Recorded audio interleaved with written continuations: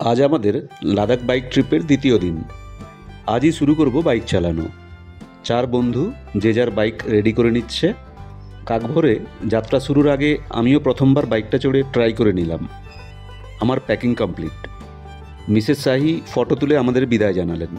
উদ্দেশ্য মানালি, প্রায় 530 কিলোমিটার।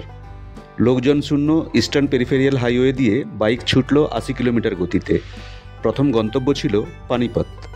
প্রায় 110 কিলোমিটার জার্নি 2 ঘন্টায় সেরে ব্রেকফাস্টের জন্য থামলাম।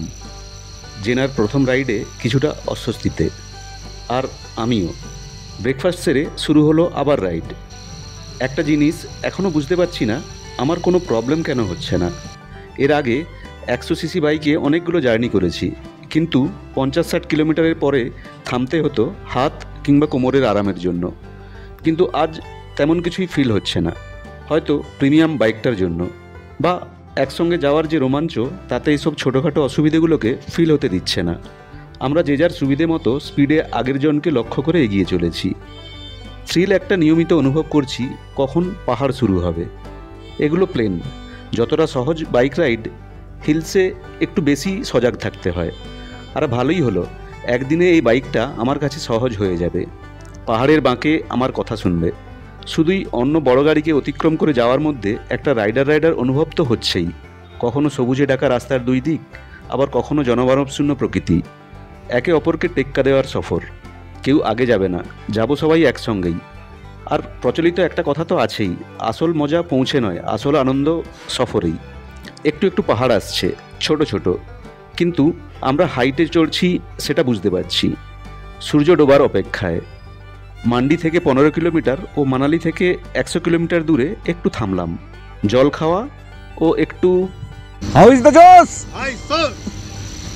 আবার শুরু হলো জার্নি। দূরে সবুজ পাহাড়ের সারি দিচ্ছে হাতছানি। এসো বিলীন হয়ে যাও আমার রূপে। পাহাড়ের বুক চিরে তৈরি করা টানেলগুলো একে একে পেরোতে থাকলাম। পাহাড়ে নেমে গেছে অন্ধকার।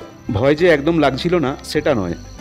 আমার ভয়, যদি পাহাড়ের বাঁকে সঠিক সময়ে মুড়তে না পারি, তবে সোজা 1000 ফিট নিচে ল্যান্ড করব।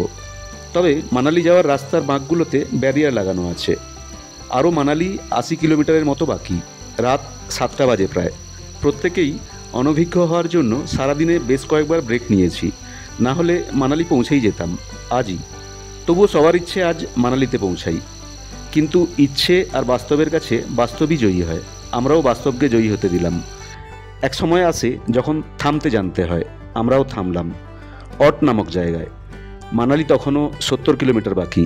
থাকলাম একটা বাজেট হোটেলে, ম্যাজেস্টিক হিমালয়াজ হোমস্টেতে।